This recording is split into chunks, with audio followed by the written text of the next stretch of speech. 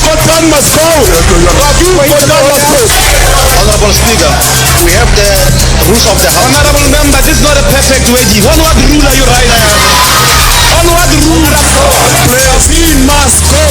Hernandez must go. Please leave. We are leaving Hernandez must go. Hernandez must go. There is no checking. Our people are not going to. We are leaving you with the clerk and Brazil. Live on Ready Tunes every Monday to Wednesday from 5 p.m. to 6 p.m.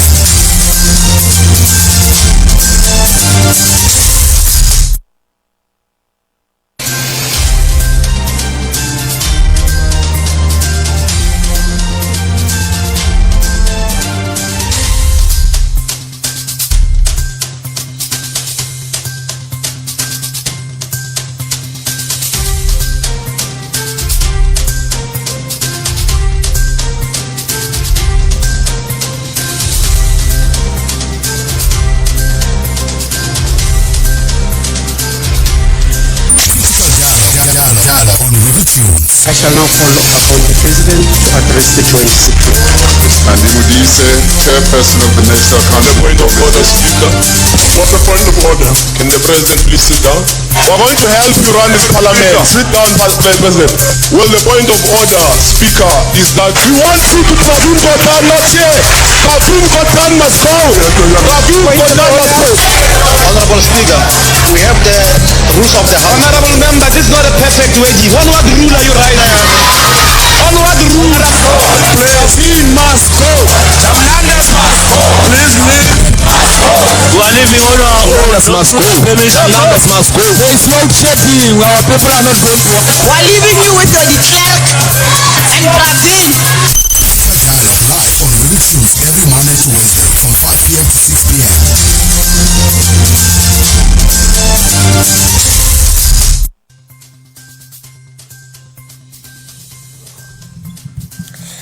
Good afternoon and welcome to the Critical Dialogue with myself, Nonto, and I'm not alone, as I did mention on the poster. I am indeed with Manyaka, and we're going to be taking you up until 5 o'clock with nothing but conversations with regards to the SONA, from where it began, and the SONA debate, and as well as the President's responses as he was responding today from 2 o'clock up until 3 o'clock. There's quite a mouthful that he has said, but we first look at what already has transpired, especially on the SONA. Mr. Mayaka, how are you doing? And welcome to the show. Thank you, Nando. If you are listeners, thank you for having me. Mr. Mayaka, I mean, just a minute ago, we were listening to a promo that was all about, the interruption that happened, that took place for over 1 hour, 30 minutes in the SONA. We moved on to Tuesday, where the SONA debate began. We saw a little bit of interruption starting, and yesterday, not much interruption happened, but we did see quite a mouthful. People did say what they needed to say. But let's start straight on the SONA. What did you think of the entire saga that happened in SONA? And besides the saga that happened, we know that the President continued to speak and to deliver his speech. Let's look at that from the first time on SONA. Yes, thank you very much. I think the disruptions that we saw in Parliament were not necessarily something that took us by surprise. The EFF did promise that they will indeed disrupt Parliament or the speech of the President if Pravin does not go.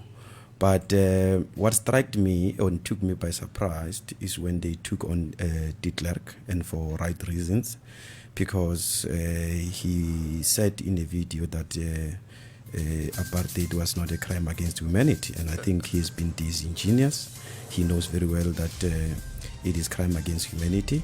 The former President Thabo Mbeki, who was sitting next to de Klerk at the time, he says that de Klerk told him that no, I did not know that it was a crime against humanity. But I think that de Klerk is being disingenuous.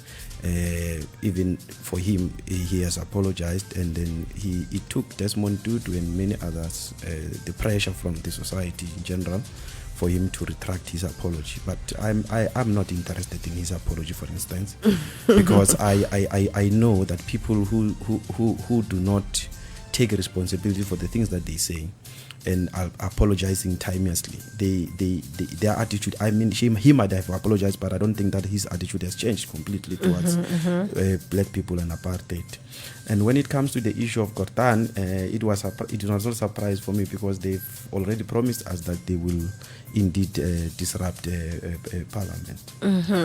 I mean, was it worth it? Did they really have to, especially when it comes to Pravin Gordhan? I know that they've been saying over the news that they are going to be disrupting parliament because of Gordhan. But we know that the SONA is a State of Nation address. This is something that must be addressed to the people as to how is the year going to go about.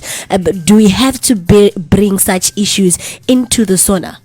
This is politics. You cannot choose for people how they should conduct their own political struggles. But I think the issue of Pravin, it is the truest reflection of what is a state of our nation at this current moment. I think they are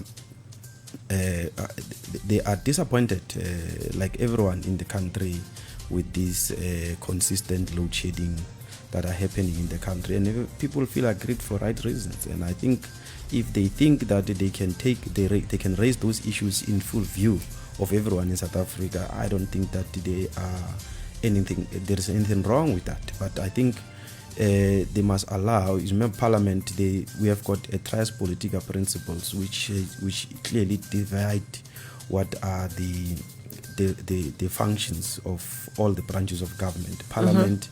Parliament has got the right to hold the executive accountable, but Parliament does not have the right to tell the president who he must appoint and unappoint.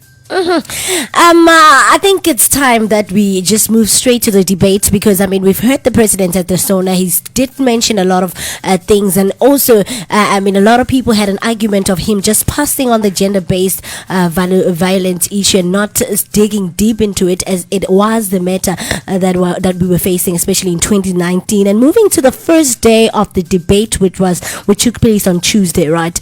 I mean, first thing that struck everybody's eyes was Steenhuisen. He came in, he told the president that he feels as though the president was delivering a speech under the manifesto of the DA. How do you feel about that? I was watching the political analyst Oprimachike on SABC platform, and I think for me he captures it very, very well, that the posture of the ANC at the current moment is the one that seeks to suggest to us that it represents the interest of the capitalist class and the elite. So the DA represents the same. For him, he says that, in fact, he's asking a question: why should the DA be interested in becoming a governing party while the ANC is doing the same job that it wants to do? So for me, I think that Opry raises a very important question that should get the ANC worried, especially because it purports to represent the interests of the poor. And there was Boy Mamabula, boy from Limpopo. I mean, right before we even talk about it, I mean, this is exactly what he said with his own mouth in the SONA debate on Tuesday. The president last year, in terms of Section 84, 1D of the Constitution of the Republic of South Africa, called a joint sitting, which is read alongside Rule 7(1)(b) of the National Assembly and the NCOP. Now, Deputy Chairperson, the President came here to address us specifically on the issue of domestic violence and gender-based violence. Now, all of us, we took an undertaking in this house that all of us will go out and expose any act of domestic violence or any act of gender-based violence. In terms of the Domestic Violence Act 116 of 1998, it talks to the following: physical abuse, stalking, verbal abuse. Now, my question to Honorable Malema is that gender-based violence is happening at your house. The matter has been dragging for too long. Members of the EFF, instead of them condemning the issue, they decided to crack a joke so that they can deviate the matter on Thursday night, because they knew about the matter for a very long time. You are abusing your wife. We want you to stand here in front of the nation, and assure us if the matter is true. If the matter is true, are you going to apologize? If you're not going to apologize, then you must be held responsible. So now, my question to you is that, are you abusing your wife? Wasn't even necessary. I mean, he just came out of the blue. Order. Is it because he just got to Parliament? What was everything about?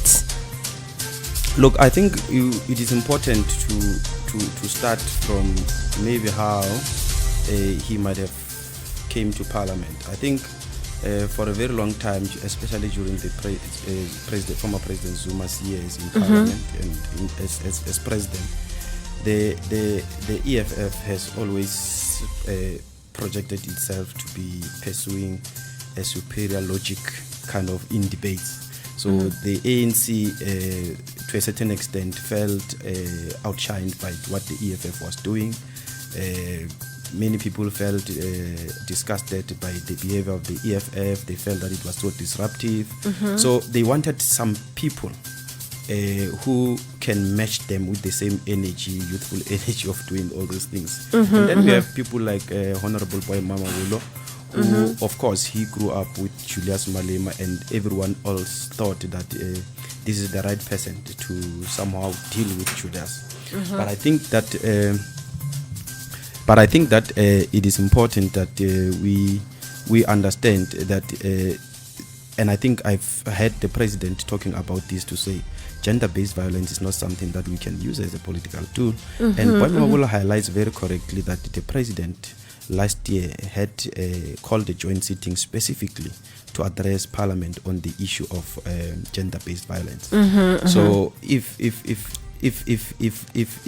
he is convinced and he has got the evidence as he alleges, why can't he confront the police? Why can't he report the matter to the police and the police do the investigation and then the matter will be dealt with? But interestingly, if you check what he's saying when he raises his point, he also says, if you are indeed abusing your wife, can you apologize? And if you are not apologizing, then you must be held accountable. So for him, the issue of gender-based violence is so simple that it can be addressed with a simple issue of apology. It goes beyond just apologizing. People need to be arrested, and there must be consequences, because it's a very sensitive issue, particularly in our country where we've seen many of our young women being killed as a result of these other issues of gender-based violence. I mean, we see Boy Mamawolo talking about this thing, and then after that, it's Julius Malema himself accusing the president of the same offense, which really now got South Africa stuck. Like, okay, if this is happening and our president is participating in the same doings that we're fighting against, was it necessary for even Julius Malema to actually put the president inside this dilemma that he's having with Boy Mamawolo? If you really watched the issue, and especially when Boy Mamawolo was asking Julius Malema a question, there was an issue. You can look at how the facial expression of the president. He knew that, hey, this Morena is going to this Morena is just being out of order.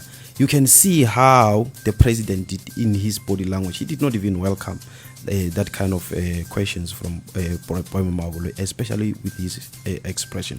But I think it's quite unfortunate that Julius Malema had to degenerate to the same level of Boy Mamawolo. Yes. And in the process invoke the name of a person who is deceased is quite unfortunate. I think, remember that this is not even the first allegation. I think In last year 2017? or so, yes, he said that it was this other woman who is still alive. That woman publicly refuted those claims, and now he's saying is this one who has passed on. And I think correctly for him, he's being strategic because he knows that woman is not there to defend herself. And I think it's quite unfortunate. And everybody in the country and is right to be disgusted by the behavior of the members of parliament who consistently insist on calling each other honorable, whereas there is nothing honorable about them. And I mean, if you missed it, if you haven't listened to Julius Malema actually answering for himself, saying that he did not, he has never laid a hand in his wife, and also accusing the president of doing the same thing that he was being accused on. Here's Julius Malema. Honorable Malema, please proceed. Now, Chair, let me answer your question on domestic violence. When I spoke here during the State of the Nation last year, I said, anyone who has never beaten his wife in the past 25 years must raise his hand. And I said, I can do that because I have no history of such things. I asked that question precisely because I got information that the president used to beat his wife, Norma Zizi, the late wife of the president. May her soul rest in peace. I raised that issue because I said to the president, you cannot lead the state against gender-based violence. If you have not accepted that a woman beaten your wife, Order point of order. Honorable Malema. I want to tell you point of order. I mean, Julius Malema comes out as somebody who's very sure about what he's, saying. Although he's saying that he got information from someone else, it's not something that he has seen with his own hands. A lot of people, although, had a problem with the way he was conducting his speech, and also, referring to other people as fools and saying that he's in charge. I mean, today, yesterday we listened to a speech from Ronald Lamola. This is where he was further saying that, talking a lot about Julius Malema. But I think we should listen to Julius Malema when he is saying that he is in charge.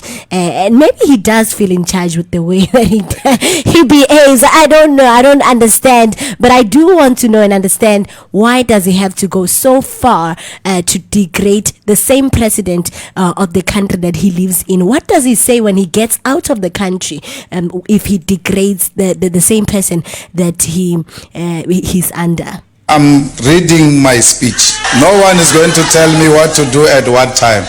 I'm in charge. You can all jump the honorable members. You are not in charge. We are going to show you to Honorable Malema order. He will not withdraw. Malema must withdraw first. Caucus of the ANC has collapsed. Honorable members. I'm happy that you are continuing to learn from me. I just taught you that calling each other fools is not a problem, and you did exactly that. You learn after me. You can be emotional anyhow you want. There is nothing you can do. I'm in charge.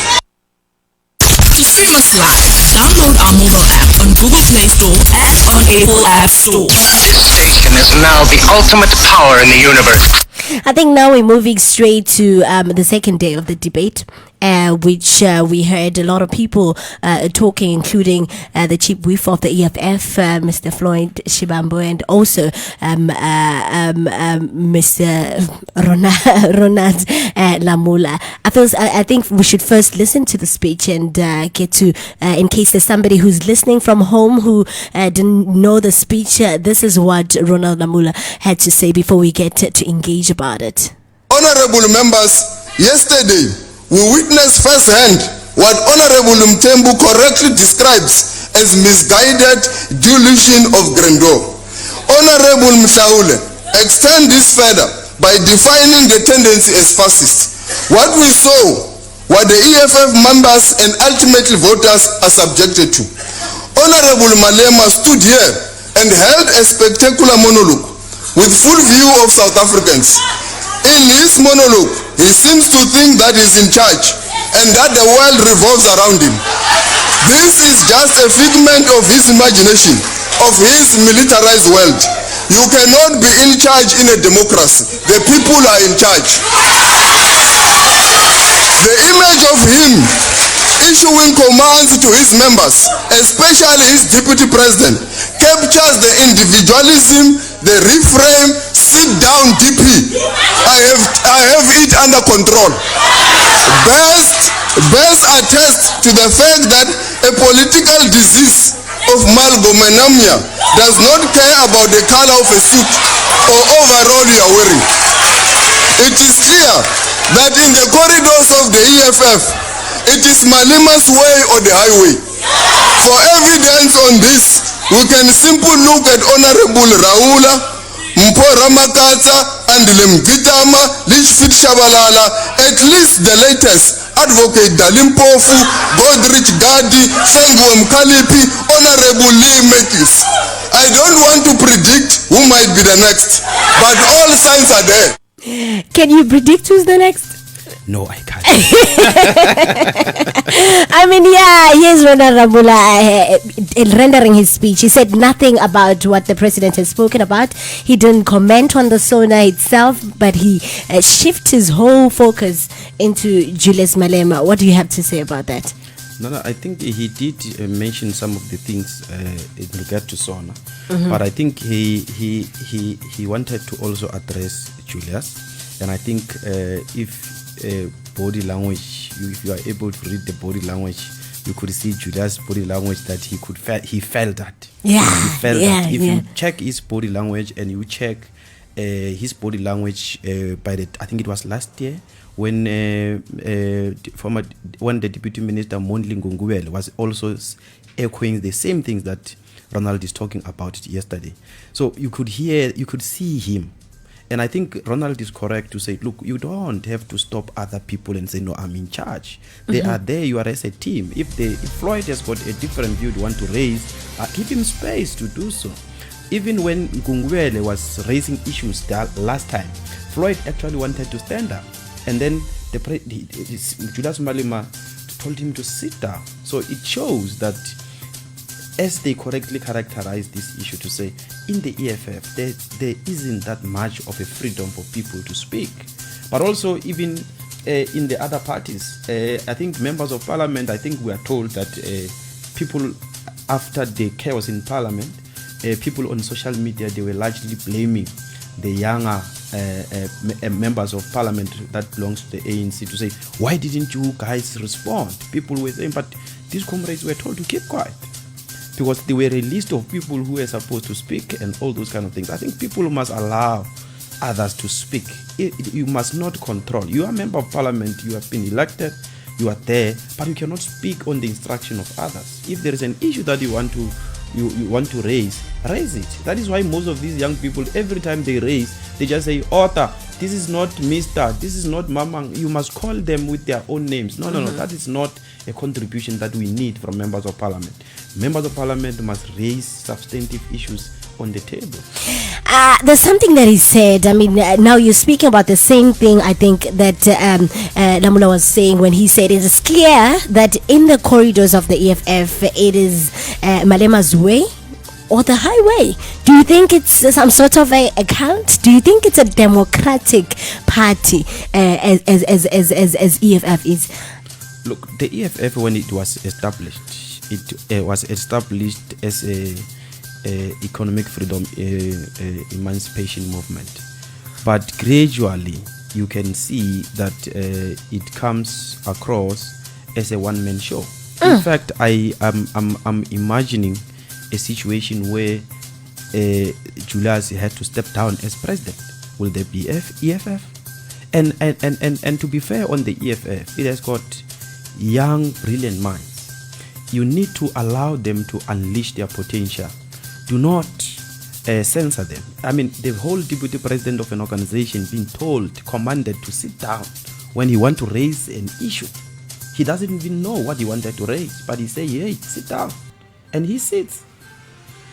And we also saw that on the Sona, when he was walking out, he was chased out alone. They said Honorable Malema go out, and the entire party went outside. Do you think the same thing would have happened if it was a member in the ruling party or any other party was chased outside? Do you think the entire party was going to go out? Definitely not. Even if in the EFF, if it was not Julius, I don't think they would have won. They would have left. There were instances in the past where individual members of the EFF were chased out, but everyone didn't leave.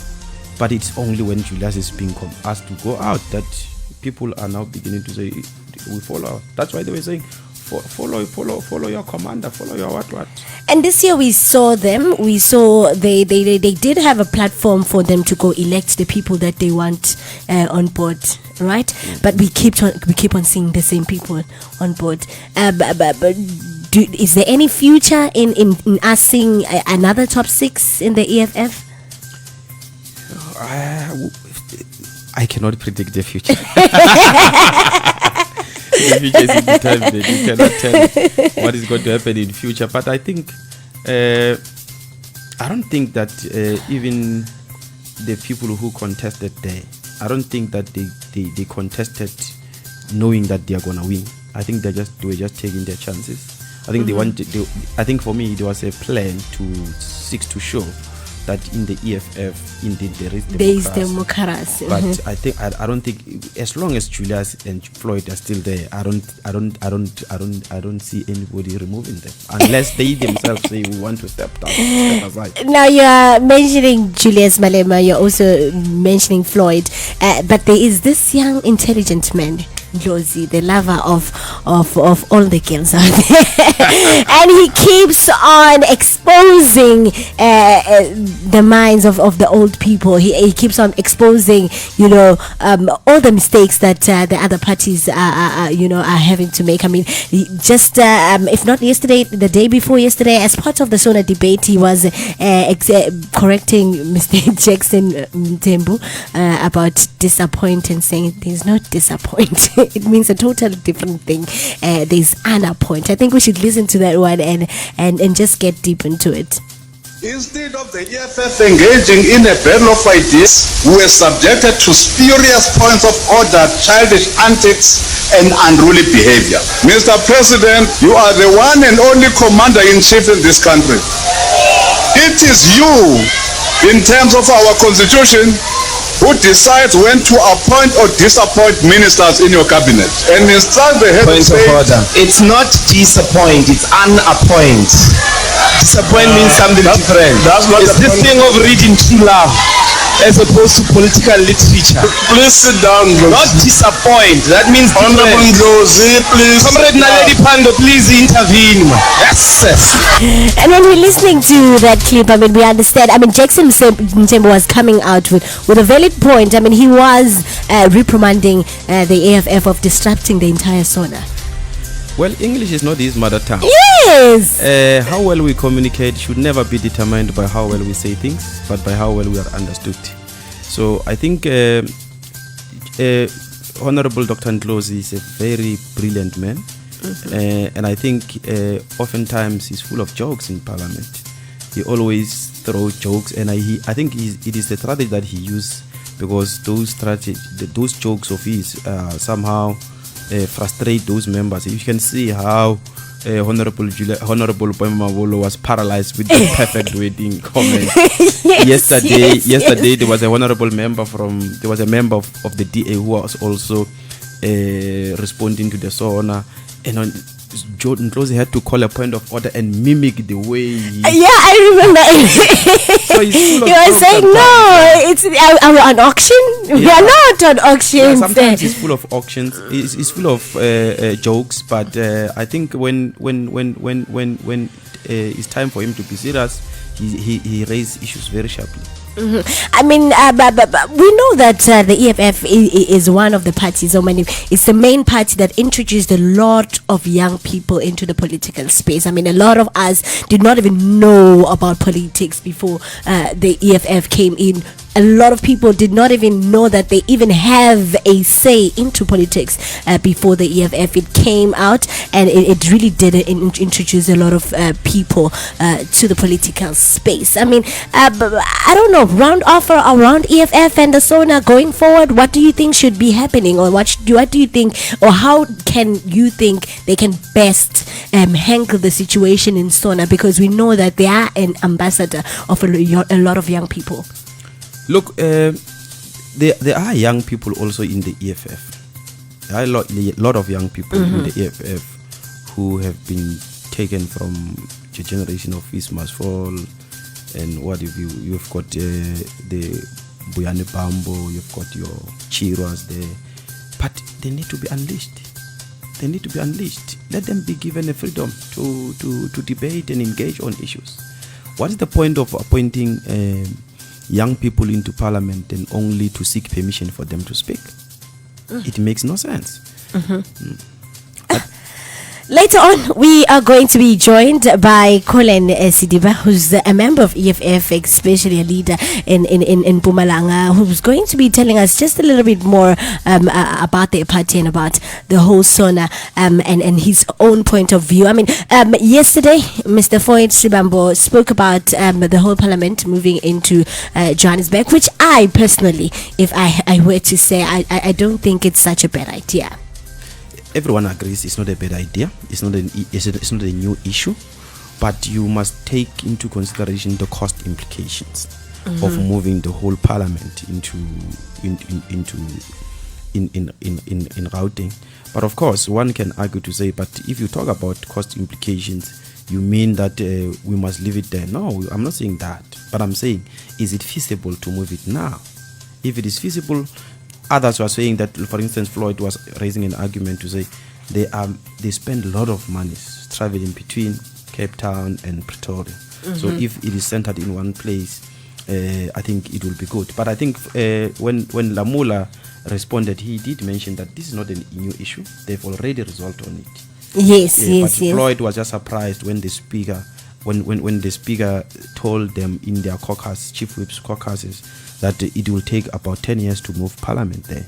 So I think that is what made him to be agitated. But I think it must move. But don't rush it. If there is no need, don't rush it. It's not a crisis that we are facing right now. I think we have a lot going on in South Africa than to move the whole parliament there. Then today we had the president speaking, replying to a lot of questions that were posed to him. I mean, he tackled a lot of issues, including the comments from the FW de Klerk. He did mention that he does think that apartheid was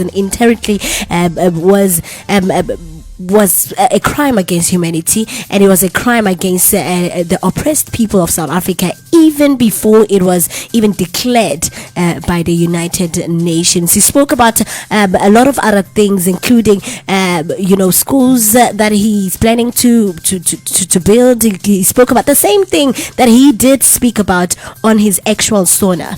Do you have any comment about what the president had to say? I mean, about his response to the people? Yeah, I think let's be fair on his SONA. I think on his SONA. Okay, first of all, I think we must understand what should SONA be about. SONA should give us a detailed report in terms of how government has gone about implementing their plans in the previous year, and then what are their future plans going forward.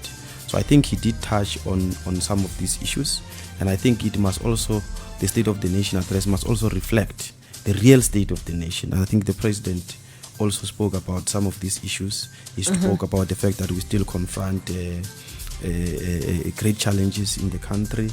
State-owned enterprises are still in crisis. The young people are still unemployed, and the numbers keeps on rising. But I think, for me, what is not convincing it is the plans going forward in addressing these issues. And but the president also apologized to Malema about all the accusations of his wife, although Malema didn't have the time to apologize to him about it. And this is what he had to say. Listerine kills 99% of germs. So yeah, we'll get the response from the president apologizing about the entire saga that happened on I think Tuesday on Wednesday when Boy spoke to Malema about abusing his wife, which I started dealing with earlier. And I want to deal with it with the sensitivity that it requires. The matter that was raised by Honorable Malema here. Now, in raising this matter, he raised it in 2017 and said that the president used to assault his first wife, Hope Ramaphosa. Now, Hope Ramaphosa responded and said that is not true.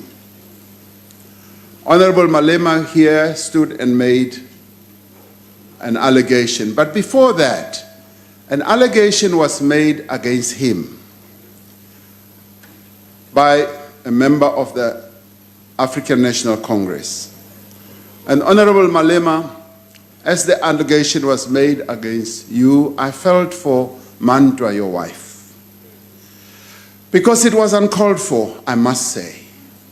It was improper, it was not correct for it to be raised.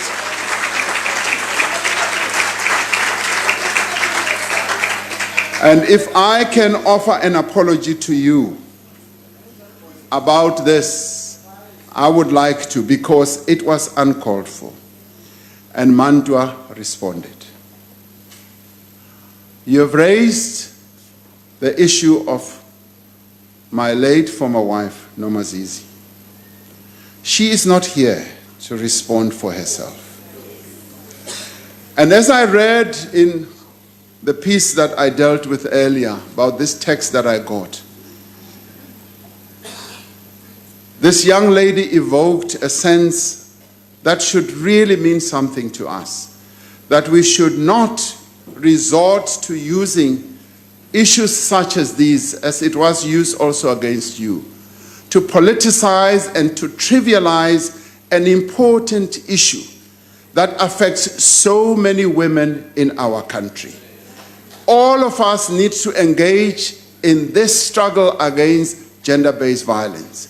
And I want to say, I am a father of daughters. I'm a grandfather of granddaughters. I'm a husband. I'm a brother to a sister. And I also have in my cabinet, 50% of the people who are in the cabinet are women. And I have members of parliament who are women. And we have South Africans, majority of whom are women. And these are the people who all of us must stand up and engage in the fight against gender-based violence for. These are the people that we must serve. We must engage in this fight and make sure that we bring gender-based violence to an end. And we do so in our lifetime. And as we do it, we must have respect for one another, but we must also have respect for the women of our country. That as we do what we have to do to engage in this fight against gender-based violence, we do it with great sensitivity towards them and their families. And my heart goes out to Mandwa and your family, Honorable Malema. And I do hope that my member of parliament on this side, because we must not politicize this issue of gender-based violence. We must, all of us as men, stand up and fight against gender-based violence. Thank you very much. That was the president on his speech today when he was responding to, a lot of questions that were posed to him. This is part of the things that he says towards the end of his responses, and he's saying, you know what, he apologizes even for Boy Mamabolo. I think he's in trouble, hey? No, I think the president is being very presidential. That's what you expect of a man who leads a great nation such as ours. He can see, like I indicated earlier on, that you could see during the State of the Nation address or when Julius was speaking, you could see that his body language did not approve of Honorable Mamabolo's actions. He couldn't. So I think for me that the behavior of Honorable Mamabolo is not something that must be condoned by anyone. It must be condemned. In fact, I was engaging with the other person the other day, and I was saying, why can't he be redeployed? Because clearly he doesn't know. He doesn't seem to know why he's there in that parliament. But he should be given a chance. I mean, he just started. How long has he been in parliament? But already you can see the attitude. That the attitude is the one of trying to outshine Julius. Let it not be about that. You are not there for another member. You are there to represent the interest of this society. We do have a comment from Facebook. It's from Temba T. Mantisa saying that, but really, if there is someone who should be held responsible for this is Mamabolo. He started it. I mean, a lot of people feel the same way, although I personally feel like maybe it's because they do not know this Boy Mamabolo a person as a South Africa, and they are out here talking about him like that. Should we expect a lot of these coming from him? Because it does look like there's a lot of things that are still coming from him. Because I do remember when he on Sona, the actual Sona, when he was reprimanded by Undlozi, he was standing up also to say something against the EFF president. That's how we got to actually see him visible there, looking like that. And online, I did mention earlier on that we are going to be joined by Mr. Colin Sidibe, who's online right now. So how are you doing? We are great, sir. We've seen the week. The past 2 weeks has been about the SONA. It has been about the SONA debate. It has been about the president responding today. Round off for us. What do you think about everything that has transpired towards on this past 2 weeks? Well, it was a week of superior logic, and I think we have seen yourself. There's something wrong there. Yes. But I was saying it was a week for superior logic, and I think South Africans have been educated in its entirety, because as the EFF got an opportunity to prove and show to them that the ANC has left the people and instead is in cahoots with the white races. As we have seen that they brought the man who was at the helm of apartheid and who was an apology of note to even last week said that apartheid was not a crime against humanity. Even when we wanted them to release the man that's bragging it that the ANC is this way, because they are sleeping in the same bed with the white. Hence our people have been suffering under the white majority in the farms, at workplaces, and everywhere, because they feel comfortable and very rough water and Mr. Collins, we saw what happened on SONA, the actual SONA, when your party went out, and we also saw it on the second debate, on the first debate, when Julius Malema was also asked to go out. A lot of people are very worried. Is that going to keep on happening in Parliament when it comes to your party? Are you going to keep on disrupting, or was it because of this specific thing that was happening? Well, I don't understand the term distraction properly, because if it refers to us, irrelevant. Because what we do there, we engage according to the rules of the parliament, and we always respect and follow the program. The first 16 we left the house on our own voluntary was not through the instruction of the speaker or whoever. The first debate, yes, even the president left on his own, even if the speaker said he must leave, because the speaker was biased, not running the sitting impartially as required, and then she didn't ask the other guy who started the issue of GPP to withdraw. And because my president and commander-in-chief pointed the GPP issue to the president of the country and of the ANC, then had to withdraw. So there's no fairness there. That's why he said that no, let me leave the thing because the biasness. But going forward, this is going to be our relationship in Parliament. As long as we are still having Cyril Ramaphosa and Pravin Gordhan, who are the proxies of the white races like Johan Ripet and the Obenema, and who are busy patching the black professionals in the stores on enterprise like Eskom, SAA, Transnet, Subcol, Prada, etc.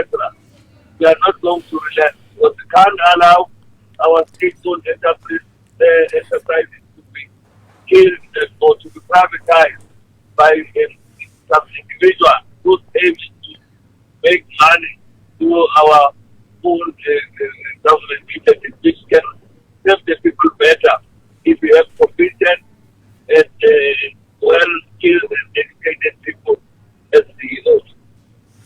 And another thing, I mean, towards the end of the president's response, your president, Mr. Silo Julius Malema, had a point of order, and he pointed out that he is not being treated fairly in the parliament. Do you feel the same way? Do you think the EFF is not being treated fairly like other members of the parliament? Of course, I have just mentioned example of that boy Mamabulo who started the issue and pointed at the CIC. But he was not called to order anyway or have to withdraw statement. But when Commander-in-Chief raised it, he appointed Spirit and then he forced to withdraw. When he refused, he said, but why didn't it apply to this one as well? And then they show him the door. So we are not balanced in your face. Yeah, thank you, Mr. Corenzi. Are you going to do anything about it? I mean, you have every right to be in parliament. I mean, you are voted for to be in parliament as well. And you have the same set of rules as every member in parliament. Are you going to do anything about this? Yeah, well, depending on the situation, if it goes well and if the speaker runs the parliament or legislators vote, it does not reflect to the business as usual. But once it starts to let partiality and become biasness, it will compromise the program of the House. That's what it will be throughout. And what do you have to say going forward in 2020? What do we expect from the EFF? Well, we are on the ground working very hard. Every week we are busy with the workshop, preparing our fighters for the upcoming public hearing on the amendment of the 25th of the Constitution to allow the concession of land without compensation to take place from the 28th, starting in Bombela, then home to 31 on the 29th, and on the 1st, the final one in Tumara will be in mid-Liban. That is the last round of public hearing for the amendment of the 25th. And lastly, I think this is the question that everyone wants to know, and it's exactly what has been happening on Twitter. Everybody has been having this question because, I mean, everyone feels like the EFF is a cult. You have a same set of rules that are opposed towards you. You don't have a voice as other members of the EFF besides what your president has said. I mean, we saw the speech from Ronald, and then what do you have to say about this? Do you agree when people say EFF is not a democratic party? Ronald Lamola also mentioned that everything that is being said by your president is his way or is the highway. Are you allowed a chance to debate him in case you don't agree with him? Is there any point where you don't agree with him? Ronald Lamola is a lunatic who's suffering from listening amnesia. It can't be that it's always in parliament and you can see all members of the EFF engaging closely. You name all the members of the EFF is there in support. So there's no way that we can say we only follow the party leader. But remember, we are not here as the organization. We respect the leadership and Congress is the party leader there. So the right that is to the debate and follow. And there is a united and disciplined organization. We don't talk or do anything outside the organization. Everything we do is within the agreement and habit of the organization.